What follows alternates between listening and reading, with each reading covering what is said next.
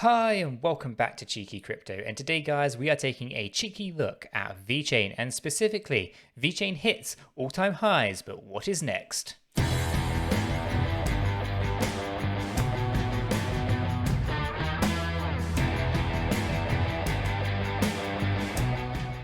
So Chris, this is one of those videos that we like to do here where we hit an all-time high and we like to review the current situation and just kind of see what is in store for this cryptocurrency next. And if as we get into this, if you find it useful, informative, hit that like button. We both really do appreciate that. And of course, if you're new to the channel and you're not yet subscribed, do go ahead and subscribe. By subscribing, you're going to be kept up to date with all of the videos and live streams that we do here at Cheeky Crypto. And with that said, Chris, is there anything else you'd like to add before we jump on over to the desktop? I love this project, Nick. Let's get straight into it. See, I'll let you do it that time. You did. Let's do it.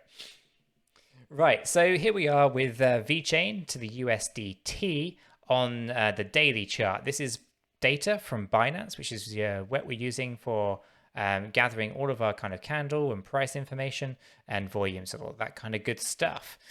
So from here, we can see that we actually did a pretty good move today. We hit a new all-time high just at the top here, which I think came in at 9.9 cent. Let me just check that to make sure that is the high point from Binance. It was on CoinMarketCap.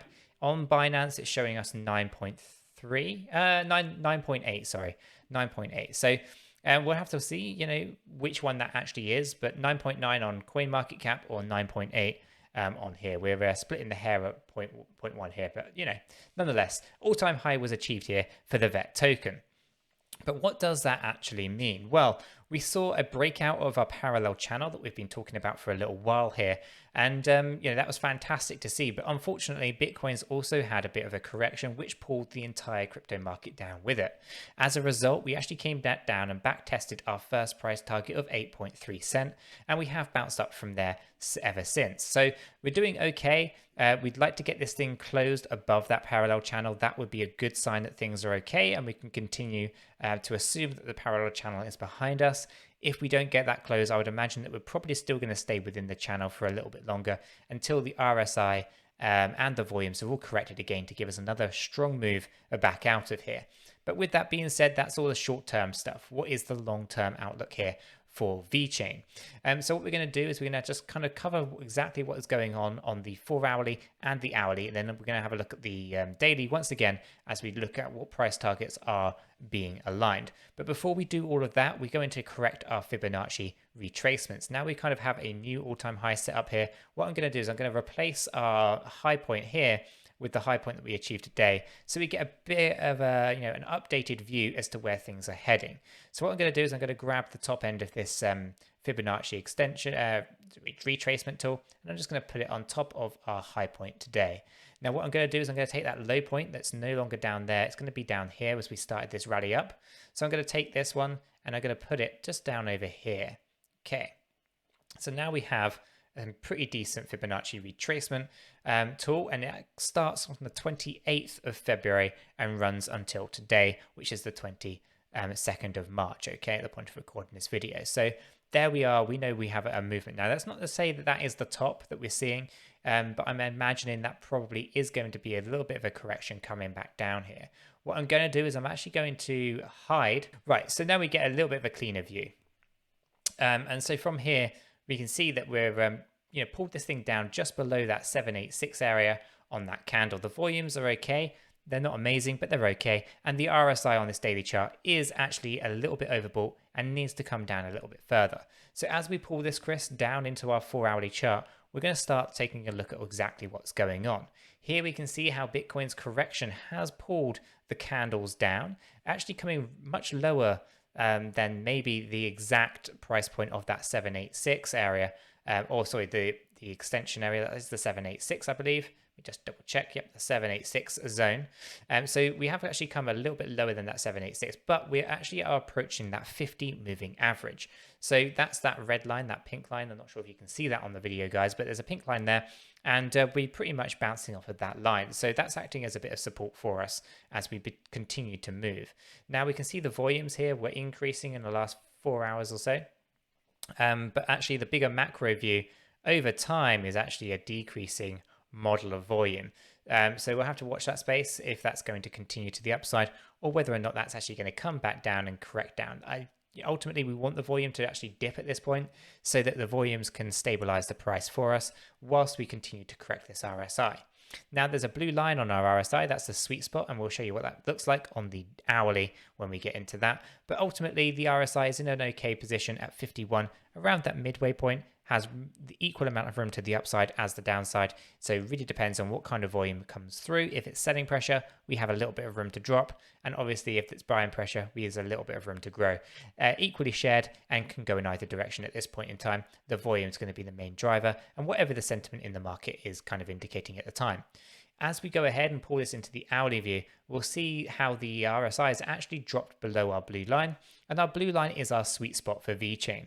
That comes in at 37 and we're currently at 33. That's telling me that I think this thing's going to start moving to the upside pretty soon. It's incredibly low on the RSI indicator. So as an entry point for a short-term gain, you might be thinking, okay, I can potentially make a few percentage points just by buying in at this point and selling a couple hours down the line. So we're in a pretty good spot, Chris, with our RSI. I wouldn't mind, putting some money into that space. Now, obviously, as we look here, we can see how important this blue line is. So the blue line is an area that we bounce from on our RSI time and time again when it comes to VeChain. Here is an example of one bounce. Here is another bounce. Here is another bounce. And again, like today, we've dropped a little bit lower than this line, but the majority of the times we're actually just bouncing straight off of this blue line, and it happens consistently through this chart. So ultimately this hourly RSI coming in at 37 is a sweet spot. Being below it, you're going to be starting to move to the upside incredibly soon. Okay, and you're going to get a much better indication from this RSI than you are the MACD. Now the volumes are low, and that's why I think we're going to be stabilizing this price on this particular hour, and maybe by the time the 11 o'clock candle kicks in, we're already moving this thing to the upside here. So all to play for, Chris. I think VeChain's going to make some immediate gains, and we're going to see that kind of come to fruition incredibly quickly, probably in the space of the next sort of maybe 3 to 4 hours before it starts to come back down again, because ultimately, as we look at the daily chart, we are in an area that is too high to be sustainable long term, and we do need to come back down and get this thing corrected.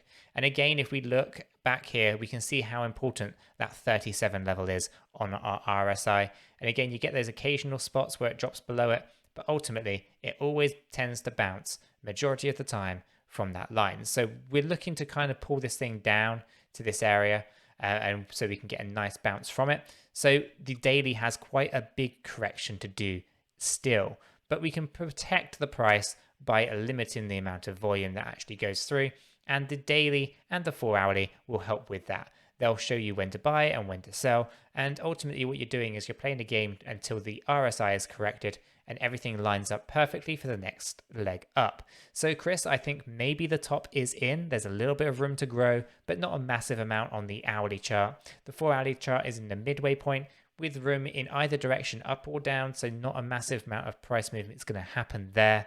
And I think ultimately the daily is just too high. I think we need to see this thing get corrected a little bit lower before we can see VeChain take the next step. But you're thinking to yourself, Chris, what is the next step? Yeah, what is the next step? As I can see it in your face, you're like, oh, VeChain's my biggest bag. What is the next step? Well, the next step, guys, the first price target that we have now scoped out for VeChain comes in at 13.8 cent. Okay, so 13.8 is the first price target that we can see here on the Fibonacci extension level 1.618. So that's going to be an interesting point. Obviously, a lot of people were probably thinking, how did it even get to that? And is never going to get there and all those kind of things. But we've seen phenomenal gains, and that's the first one that we're going to see next. After that, Chris, you'll be pleased to hear it is 20 cent. 20.2 is the second price target that we're looking for here for VeChain, and that's followed by 26.5 and then 30 cent. Now, it's at this point that I would be really interested to see the data in the charts, because I've often said on this channel that I want to see what happens to this data when we get to that 50 cent level. And this RSI, this Fibonacci is now showing me 30 cents. So Really interested to see how that changes and adapts. I want to see what happens when we get closer to that level and what's going to be suggested within the charts. Lots of people in the space have been talking about a $1 or even $2 VeChain token during 2021. So really interested to see what the chart and what the data is going to be telling me as we approach those higher levels of like 30 to 50 cent. With those being actually achieved, we'll have some pretty good ideas as to where this thing can go and whether there's enough time to actually get there. So for now, I'm kind of focusing in on that 13.8, that 20 cent, that 26, and that 30 cent area, because those are the ones that are going to be immediately available to us. Those are the ones that are now being suggested this early in the bull run, which means that I think those are pretty much going to come in. What we're really interested to do is see what's suggested after we get those. So for now, that is the immediate things that I'm looking at on VeChain, with obviously those targets still in my mind. 50 cent is the target that I want to be reviewing the chart as a totality. And also I want to be knowing, are the price predictions out there of $1 or $2 VET token actually achievable? And of course, Chris, we cannot ignore the impact of all of this on the V4 token as well. V4 is something that maybe gets overlooked quite a bit. It's gone up in value massively over the last few weeks and months. And being VET holders, if you use the Sync wallet, you'll be earning a pretty decent amount of V4 completely for free. So I think V4 is also going to be one of those things that moves quite steadily in line with VeChain as well. And I think it's going to do incredibly well as a separate token for the Vechain VET blockchain.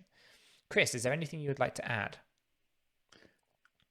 The 20 cent mark is going to be a point where I think psychologically is going to be hard to breach. So I think around that point there's going to have to be some further announcements from VeChain, I feel, to really push it. But maybe I'm wrong.